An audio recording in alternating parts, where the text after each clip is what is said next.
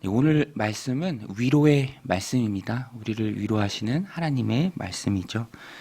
큰 위로의 말씀인 것이 특별히 메시아를 통해서 주시는 위로의 말씀입니다. 메시아는 히브리 말이고요. 그리스도는 헬라어인데 뜻은 똑같습니다. 기름 부음 받았다라는 뜻이죠. 어노인팅, 기름 부음 받은 사람. 기름 부음 받았다라는 것은 특별한 목적을 위해서 선택을 받았다는 것입니다. 구약시대 왕으로, 선지자로, 또 제사장으로 그 특별한 목적을 이루기 위해 선택을 받은 사람들에게 뿔에다 올리브유를 담고 그 머리에 붓는 의식을 행했죠. 기름 부음 받은 사람이다. 고유한 역할이 있다는 것입니다. 그런데 바로 예수님께서 메시아시고요. 또 그리스도십니다.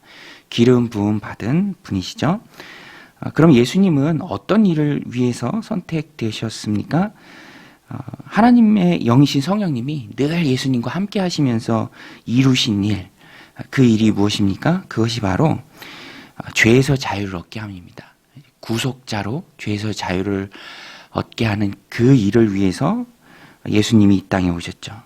죄의 문제, 내 영혼의 결박의 문제를 푸시기 위해서, 마귀의 일을 멸하시기 위해서, 또 자신의 몸을 친히 대속죄물로 십자가에 드리기 위해서 오신 분이 바로 예수님이죠. 그러니까 예수님이 이 땅에 오신 이유는 하나부터 열까지 다 우리의 영혼을 위해서, 영적인 문제를 위해서, 세상의 문제를 위해서 오신 분이 아니시고요. 영적인 문제를 해결하기 위해서 오신 분이 바로 예수님입니다.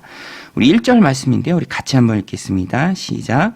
주 여호와의 영이 내게 내리셨으니 이는 여호와께서 내게 기름을 부으사 가난한 자에게 아름다운 소식을 전하게 하려 하심이라. 나를 보내사 마음이 상한 자를 고치며 포로된 자에게 자유를, 갇힌 자에게 노임을 선포하며. 예수님께서 누가복음에서 공생의 사역을 시작할 때 처음 읽으셨던 이 말씀이 바로 오늘 말씀이죠. 이사야서의 말씀을 예수님이 읽고 예수님이 이 땅에 오신 이유, 그 정체성을 분명히 밝히시고 공생의 사역을 시작하셨습니다. 그래서 오늘 우리도 이 땅을 살아갈 때에 이 위로의 말씀, 예수님을 통해서 우리에게 주시는 위로의 말씀을 우리가 마음에 새기고요. 우리가 얻을 수 있는 가장 큰 위로는, 예수님을 통해 얻는 가장 큰 위로는 내가 예수님으로 인해서 죄에서 자유함을 얻었다라는 것입니다. 하나님 자녀가 되었다는 것이죠. 물론 하나님 자녀로서 이 땅을 살아갈 때도 만나는 문제 가운데 기도드리고요. 그 문제가 해결되는 기쁨을 얻습니다. 그것도 큰 기쁨이죠. 즐거움입니다. 그러나 현실적인 문제 해결보다 훨씬 더 큰 기쁨은, 비교할 수 없는 큰 기쁨은 영혼 구원의 기쁨이고요. 내가 천국 백성이 된 것이고요. 천국 갈 자격, 하나님 자녀의 신분을 얻었다라는 것입니다. 그러므로 오늘 우리의 믿음과 신앙은 철저히 영적인 것이 되어야 합니다. 이 땅을 살아가지만 세상적인 것에 함몰되어서 영적인 것들을 못 보는 것이 아니라 영적인 안목을 가지고 영적인 것들을 보면서 해석할 수 있고요. 기뻐할 수 있고요. 또 세상 일에 휘둘리지 않고 낙담하거나 좌절하지 않고 늘 영적인 것을 보면서 하나님 주신 누구도 빼앗아갈 수 없는 그 구원의 감격을 늘 느끼고 세상이 줄 수 없는 평안 가운데 살아가는 것이, 그것이 하나님이 우리에게 주신, 예수 그리스도를 통해 우리에게 주어진 가장 큰 위로라는 것입니다. 세상적인 것은요, 영적인 것을 이루는 수단에 가깝습니다. 보조적인 역할이고요. 그 자체가 인생의 목적이 될 수는 없습니다. 바울이 고린도전서 15장에서 말한 것처럼 만일 그리스도 안에서 우리가 바라는 것이 다만 이 세상의 삶뿐이면 모든 사람 가운데 우리가 더욱 불쌍한 자다라는 것입니다. 구원의 기쁨과 감격을 가진 우리가 세상이 전부인 줄 알고 살아가는 이 땅 가운데서 불쌍한 자가 되어서는 안 되겠죠. 우리는 항상 영생의 소망을 가지고 영적인 것들의 충만함으로 세상이 줄 수 없는 큰 기쁨을 가지고 살아가는 사람들입니다. 우리는 영적인 기쁨이 충만한, 그래서 영적인 사람이 되어야 합니다. 예수님 당시의 유대인들은요, 철저히 세상적인 것에 빠져 있어서 메시아가, 그리스도가 오셨음에도 불구하고 못 알아봤죠. 그리고 오히려 십자가에 못 박는 그런 큰 잘못을 범했습니다. 이유는 그릇된 선민의식 또 현실적이고 정치적인 메시아에만 빠져 있어서 예수님을 알아보지 못하고 놓친 것이죠. 또 복음서에 나오는 신실한 부자 청년도요, 가진 것이 너무 많아서 비교할 수 없는 예수님의 제자가 되는, 부와 비교할 수 없는 예수님의 제자가 되는 소중한 기회를 놓쳤습니다. 모두가 다 육적인 것이 영적인 만족을 누릴 수 있는 그 기회를 붙잡지 못하도록 했다라는 것입니다. 그래서 우리는 우리의 마음을 세상에 빼앗기지 말아야 합니다. 날마다 하늘을 소망하는 그런 영적인 사람이 되어야 합니다. 오늘도 이 말씀을 마음에 새기고 내 영혼의 생수가 되시는 예수님만 굳게 붙잡고 천국 소망 중에 하나님 주시는 평안으로 세상을 살아가는 저와 여러분들이 다 되시길 바랍니다. 또 한 가지 오늘 말씀을 통해서 위로를 받는 것은요, 우리가 이런 천국을 소유한 하나님의 자녀가 되었고요. 그런데 거기에 하나 더 해서 동시에 하나님께서 우리에게 제사장의 직분을 주셨다는 것입니다. 오늘 말씀 6절인데요. 우리 같이 한번 읽어보겠습니다. 시작. 오직 너희는 여호와의 제사장이라 일컬음을 받을 것이라. 사람들이 너희를 우리 하나님의 봉사자라 할 것이며 너희가 이방 나라들의 재물을 먹으며 그들의 영광을 얻어 자랑할 것이니라. 제사장 나라로 하나님이 우리를 불러주셨죠. 제사장은요, 열방 나라를 하나님께로 인도하는 소중한 사명자입니다. 이스라엘 나라가 하나님께 그런 소중한 사명을 부여받고 열국 중에 제사장의 나라로 특별히 선택을 받고 부름을 받았죠. 그러나 이스라엘 민족은요, 말씀드린 것처럼 잘못된 선민의식에 빠져서 그 우월감에, 민족적 우월감에 이 사명을 온전히 감당하지 못했습니다. 사명을 이루지 못했습니다. 우리가 잘 아는 선지자 요나의 상태가 바로 그 당시 이스라엘 나라 민족의 상태였습니다. 요나가 이방 나라에 가서 심판을 전하고 또 복음을 전하고 그들로 하여금 하나님께 돌아오게 하기를 싫어했죠. 이스라엘이 똑같았습니다. 제사장 나라가 되기를 싫어했습니다. 제사장 나라의 그릇을 감당하지 못했죠. 복음을 흘려보내지 않았습니다.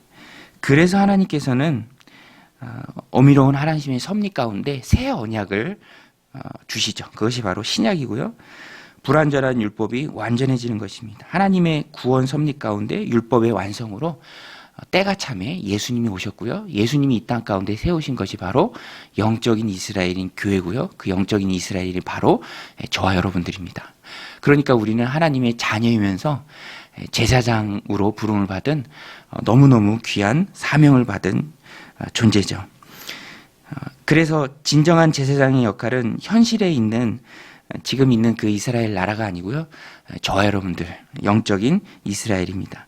성도가 바로 그 역할, 영적인 이스라엘로서 제사장의 역할을 감당하는 사람들이죠. 우리가 바로 왕 같은 제사장들입니다. 베드로전서 2장 9절 말씀이죠. 우리가 이 땅을 살아가면서 꼭 붙들어야 할 말씀입니다. 그러나 너희는 택하신 족속이요 왕 같은 제사장들이요 거룩한 나라요 그의 소유가 된 백성이니 이는 너희를 어두운 데서 불러내어 그의 기이한 빛에 들어가게 하신 이 아름다운 덕을 선포하게 하려 하심이라. 우리의 존재가 무엇인지, 그렇게 하나님이 우리를 왜 선택하셨는지, 선택하셨기 때문에 우리가 무엇을 해야 되는지 다 말씀해 주고 있는 귀한 말씀입니다. 오늘 우리는 하나님의 아름다운 덕을 세상에 선포하는 하나님의 귀한 제사장들인 줄로 믿습니다. 이것이 우리의 사명이고요. 우리가 꼭 붙들고 살아가야 할 하나님의 귀한 명령입니다. 그런데 우리에게 큰 위로가 되죠. 하나님이 나를 제사장으로 선택해 주셨다. 큰 위로입니다. 자녀 삼아 주신 것도 감사한데요. 거기다가 소중한 사명을 우리에게 하나씩 맡겨주셨습니다. 목회자는 목회자대로, 성도는 성도대로 하나님이 우리에게 각자에게 부여해 주신 귀한 사명이 있습니다. 그 사명 붙들고 살아가는 것이 우리에게 큰 기쁨이고 하나님 주시는 위로입니다. 일이 없으면 무료하잖아요. 일이 없으면 얼마나 무기력합니까? 그런데 하나님 나라에 들어왔고요. 하나님이 자녀이면서 또 이제 성장해 가면서 하나님 나에게 맡겨주신 네가 내 나라의 확장을 위해서 이 부분을, 이 역할을 네가 감당해 줬으면 좋겠다라고 하나님께서 우리에게 하나씩 주셨으니 얼마나 감사합니까? 맡은 자에게 구할 것은 충성입니다. 하나님의 나라를요, 세상은 절대로 얕볼 수 없습니다. 왜냐하면 하나님의 그런 사명자들이 하나님 나라 안에 가득하기 때문이죠. 그래서 우리는 그 사명을 맡겨주신 하나님 앞에 크게 기뻐해야 하고요. 그 하나님 앞에 기뻐함은 찬송과 찬양으로 드러나야 합니다. 오늘 말씀 10절인데요. 이것도 같이 한번 읽어보겠습니다. 시작. 내가 여호와로 말미암아 크게 기뻐하며 내 영혼이 나의 하나님으로 말미암아 즐거워하리니 이는 그가 구원의 옷을 내게 입히시며 공의의 겉옷을 내게 더하심이 신랑이 사모를 쓰며 신부가 자기 보석으로 단장함 같게 하셨음이라.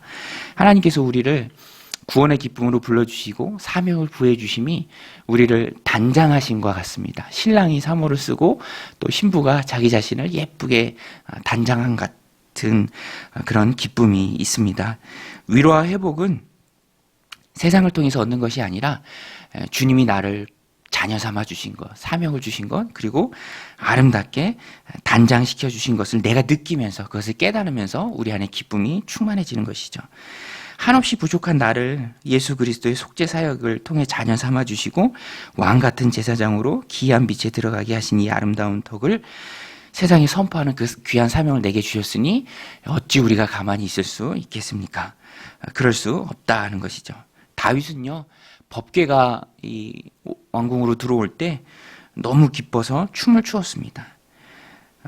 세상 일이 기뻐서 춤을 춘 게 아니라 하나님이 기뻐서 춤을 춘 것이죠. 세상을 향한 가장 영적인 일은 하나님 찬양인 줄로 믿습니다. 찬송이 되는 삶이죠. 예배하고 기도하면서 하나님 주신 힘으로 충만해져서 어두운 세상 가운데 우리를 불러내신 그 하나님의 아름다운 덕을 선포하는 것이 더없이 큰 사명이고요. 그 안에 기쁨이 있다라는 것입니다. 하나님을 인해서 기뻐하는 것이고요. 이 모습이 나를 하나님 마음에 다윗에게 그랬던 것처럼 합한 사람으로 만든다라는 것입니다. 오늘 우리도 영적인 일로 기뻐하고 감사하는 복된 하루의 삶을 살아가시길 바랍니다. 천국 생명책에 내 이름이 기록된 것으로 즐거워하며 천국 생명책에 내 이름을 기록해 주신 그 하나님을 찬양하고 또 나를 제사장으로 불러주신 그 하나님께 감사하며 주님의 일을 힘께 감당하는 복된 하루가 되시기를 주님의 이름으로 간절히 축원드립니다. 우리 같이 함께 기도하실 때 죄에서 자유함을 얻게 하심에 감사를 드립니다. 영적인 일을 위해서 오신 예수님을 우리가 맞이하며 나도 영적인 일에